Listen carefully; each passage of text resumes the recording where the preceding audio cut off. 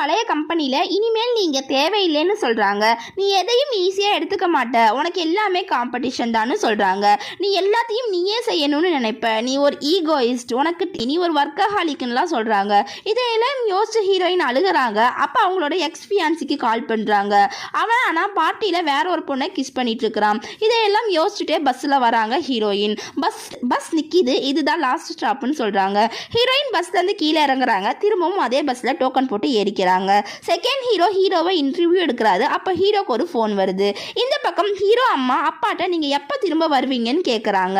2 days ஆகும்னு அப்பா சொல்கிறாரு. நாளைக்கு நம்ம பையனோட கிராண்ட் ஓப்பனிங் இருக்குன்னு சொல்கிறாங்க. அப்பா நான் டியூட்டியில் இருக்கிறேன், எனக்கு செமினாரும் இருக்குது, நான் என்ன பண்ணுறது, நான் அவனுக்கு கால் பண்ணிக்கிறேன்னு சொல்கிறாங்க. நெக்ஸ்ட் அசைன்மெண்ட் எப்போன்னு கேட்குறாரு. நீ லாஸ்ட்டாக ஒர்க்கை முடிச்சு 1 month ஆச்சுன்னு சொல்கிறாரு.